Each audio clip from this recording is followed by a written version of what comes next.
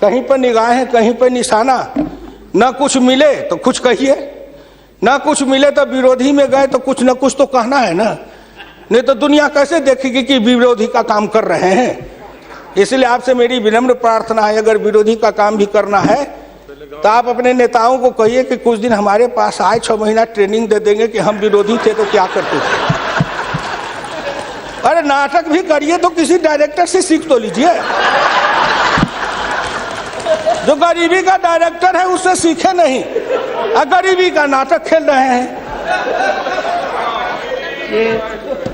एक गांव में नाटक में हनुमान जी का पाठ करने वाला नहीं आया, उसने सोचा कि आज तो नाटक नहीं होगा। एक बहुत मोटा तगड़ा दुकानदार था, उनको पकड़ लाया, कहा तू नाटक कर, केवल खड़ा रहना। और जब वो खड़ा होकर पाठ करने लगा तो रावण ने डांट के कहा कि कहाँ गए, लाओ तेल घिलाओ, इसके पूंछ में आग लगाओ। उसको हुआ कि अब तो जल के मरेंगे। तो कहा हजूर हम तो हनुमान जी नहीं है, हम तो बनिया है, अपनी दुकान चला रहे थे। वैसे ही आप नाटक करिएगा। इसलिए आपसे मेरी विनम्र प्रार्थना है, आपसे मेरी विनम्र प्रार्थना है कि इसको देखिए। दिशा, जब तक आपके पास में दृष्टि नहीं बनेगी, आपकी दिशा नहीं ठीक थी, आपकी दृष्टि नहीं ठीक थी, तो आप संकल्प क्या कर रहे थे। चलता है सब, आप कहे कि हम भी चले, आपका बजट चला, आपकी अर्थनीति चली, आर्थिक विषमता, सामाजिक विषमता, राजनीतिक विषमता, प्रशासनिक विषमता। क्या मैं पूछता हूं कि आपके किसी बजट से इन विषमताओं को अंत करने के लिए कोई काम किया? नहीं किया।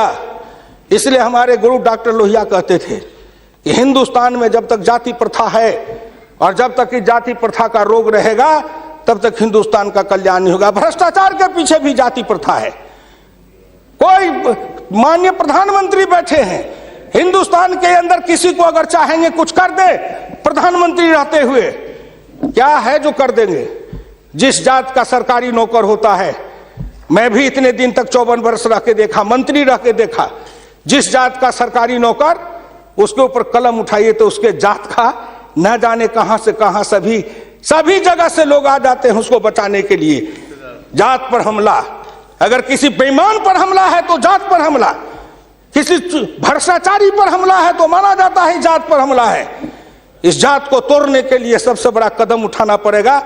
मैं वित्त मंत्री जी को धन्यवाद देता हूं, प्रधानमंत्री जी को, कि कुछ योजनाएं ऐसी आई हैं, लेकिन मैं एक प्रार्थना करूंगा।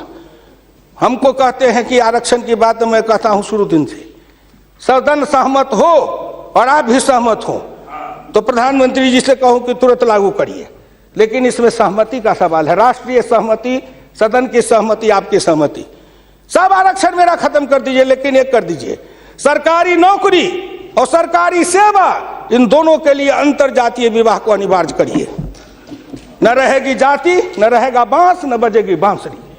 जातियां टूटेगी, अंतर जातीयता के कारण हिंदुस्तान में एक जाति बनेगी, वह जाति बनेगी भारतीय, वह जाति बनेगी मानव जाति। इन जातियों के रेखा को तोड़िए। इसके लिए अगर कर सकते हैं तो आप सहमत है तो बोलिए। आप कहते हैं गरीब और अमीर मिटा देंगे, लेकिन न्यूनतम और अधिकतम की रेखा तय कर दे, यह सरकार करना चाहे, नरेंद्र मोदी जी चुटकी में कर देंगे, क्योंकि इनका क्या बिगड़ेगा, इनका कुछ नहीं बिगड़ेगा। नरेंद्र मोदी जी अगर न्यूनतम और अधिकतम की रेखा तय करेंगे तो इनका कुछ जाएगा, न परिवार का जाएगा, न बाल बच्चे का जाएगा, किसी का कुछ नहीं बिगड़ने वाला है।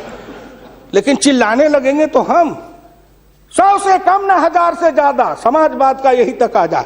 बड़े समाजवाद की बात करते हैं, मैं ज्यादा समय नहीं लूंगा, मैं इनको समाजवाद की बात अपने गुरु डॉक्टर लोहिया की पढ़ के सुना दूंगा। और हमारे कुछ समाजवादी हैं, अब वो तथाकथित समाजवादी हो गए हैं। समाजवादी तो रहे नहीं, लेकिन तथाकथित हैं। आप मुझको कह देंगे कि आप भाजपा में चले गए, मैं भाजपा में क्यों आऊं? आपके ऐसे दल बने, इस दल के टुकड़े 1000 हुए, कोई यहाँ गिरे, कोई वहां गिरे। मैं कहाँ दौड़ा फिरता, मैं चला आया भाजपा में। मैं भारतीय जनता पार्टी के नेताओं को धन्यवाद देना चाहता हूं कि हुकुमदेव नारायण 3 बरस से ज्यादा किसी पार्टी को दुरुस्त नहीं रहने देता था। आज 20 बरस से भारतीय जनता पार्टी में अटल अटल खड़ा हूं। इस पार्टी में जब तक कोई ताकत नहीं है, अडवाणी जी में, अटल जी में, नरेंद्र मोदी जी में, इन सब लोगों में जब कोई गुण नहीं है, तो मेरे जैसे उदंड आदमी को 20 वर्ष तक अपने पिंजरे में रख लिया है, कोई साधारण योग्यता है? इस बात को समझो। मैं आखिरी में कहूंगा अध्यक्ष महोदय, समाजवाद हर किसी से अन्य सिद्धांत की तरह एक होता है थोक, एक होता है फुटकर, एक होता है सगुन, एक होता है निर्गुण, एक होता है सिद्धांत, एक होता है कार्यक्रम। समाजवाद से एक सीढ़ी नीचे उतरो, उस सीढ़ी का नाम है बराबरी। उस बराबरी से एक सीढ़ी नीचे उतरो। गौर करिएगा कौन कौन बराबरी, आर्थिक बराबरी, सामाजिक बराबरी, राजकीय बराबरी, धार्मिक बराबरी। उससे एक सीढ़ी और नीचे उतरो, तब उसके बाद आएगी समता, संपूर्ण समता, संभव समता। तब एक सीढ़ी और नीचे उतरो, तब अधिकतम और न्यूनतम की सीमा लगाओ। यह धार्मिक बराबरी की भी बातें भी की गई है। अगर हम धार्मिक बराबरी पर जी समाप्त करेंगे, अगर धार्मिक बराबरी पर मुझे कहा जाए तो मैं कहने लगूं तो कितनी अपनी पीड़ा सुना दूंगा कि धार्मिक बराबरी इस देश में कैसी है। उसके संबंध में मैं ज्यादा समय नहीं लेकर के केवल आपके सामने मैं सुना देना चाहूंगा। समन्वय दो तरह का होता है, एक दास का समन्वय, एक स्वामी का समन्वय। मैं नहीं कहता, महान समाजवादी अर्थशास्त्री डॉक्टर लोहिया ने इसी सदन में 26 मार्च 66 को कहा था। गौर से शब्दों को सुनिए। समन्वय दो तरह का होता है, एक दास का समन्वय, एक स्वामी का समन्वय। पिछले 1000 बरस के इतिहास से हिंदुस्तान ने स्वामी का समन्वय नहीं सीखा, वह एक दास का समन्वय रहा है। मैं तो श्री नरेंद्र मोदी जी सरकार से कहूंगा कि 1000 साल से भारत दास भाव से सांस्कृतिक समन्वय में रहा है। अगर वो स्वामी भाव का समन्वय में भारत आना चाहता है तो क्या अपराध है। इसलिए उन्होंने कहा इस संबंध में मैं खाली परदेशियों को ही दोष नहीं देता, उनके सबब से जितने भी इतिहासकार हैं वे सभी जहर में बिल्कुल घुल जाते हैं। आज भारत के 2 इतिहास के स्कूल हैं, एक डॉक्टर ताराचंद, एक डॉक्टर मजुमदार, एक और हैं जो दोनों के दोनों इसी समन्वय धारा के हैं, विविधता धारा के हैं। भारत क्या है उसको भूलकर भारत के जो विभिन्न अंग है उनकी तरफ निगाह चली जाती है। क्या बात करते हैं साहब। तो इससे मेरी विनम्र प्रार्थना है सदन से, अध्यक्ष महोदय, मैं हाथ जोड़ के प्रार्थना करता हूं सदन से भी, और इस लोकसभा के चैनल को हिंदुस्तान के करोड़ों लोग देख रहे हैं। मैं उन गांव के गरीबों, किसानों, मजदूरों से कहता हूं, गांव गरीब, मजदूर, किसान, पिछड़ा, दलित और नौजवान, मिलके देश बनाओ, आओ देश बनाएंगे। और नरेंद्र मोदी के प्रधान रहते हुए एक बार नहीं, अगर हिंदुस्तान में आपने जितने दिन रहा, एक बार में तो थोड़ी सी रेखाएं बनाई जाएगी, दूसरे बार में मिट्टी डालेंगे, तीसरे बार में तब न पिचिंग करेंगे। तो हमको भी आपको इतना समय दिया, तो मैं गांव गरीब, किसान, मजदूर, पिछड़े, दलित, इन सब से हाथ जोड़ के प्रार्थना नौजवानों से करना चाहता हूं, आओ कदम में कदम मिलाओ, मिलके हिंदुस्तान को बनाओ, समता लाएंगे, आर्थिक समता, सामाजिक समता, राजनीतिक समता। अगर इन्होंने मुझको 12 रुपया महीना पर जीवन बीमा कर दिया तो बड़े लोगों का कलेजा फटने लगा कि 12 रुपया में सबको जीवन बीमा कर रहे हैं। खेत में काम करेंगे, बीमार पड़ेंगे, मरेंगे, तो हम जिम 1 रुपया, हाँ 12 रुपया साल, 12 रुपया साल, 1 रुपया महीना। तंबाकू का गुटखा भी खाते हैं तो 3 रुपया में मिलता है, उससे भी सस्ता जीवन बीमा इस सरकार ने दे दिया गरीबों को।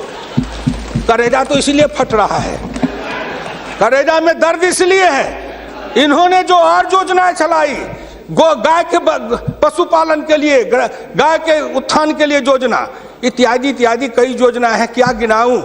हरि अनंत हरि कथन अनंत। मुद्रा बैंक बनाए, उसमें छोटी इकाई वाले को कर्जा देंगे, छोटी इकाई, वो छोटी इकाई का जो गांव वाला कर्जा खाएगा उसको किसको देंगे ये। इसलिए आपसे मेरी विनम्र प्रार्थना है कि 1 सेकंड में, 1 मिनट में इस बात को कह के खत्म करूंगा। राष्ट्रीय नमूना सर्वे के मुताबिक देश में 5.70 करोड़ उद्यमी हैं, इनमें 11 लाख करोड़ रुपए की पूंजी लगी हुई है, इनसे 12 करोड़ लोगों को रोजगार मिल रहा है।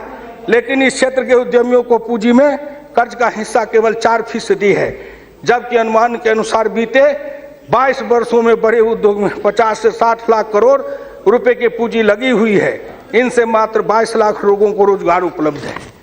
ये छोटे उद्योग, फरहई को, लोहार को, कुम्हार को, हजाम को, ये जो छोटे छोटे, ये जाति छूटेगी इससे।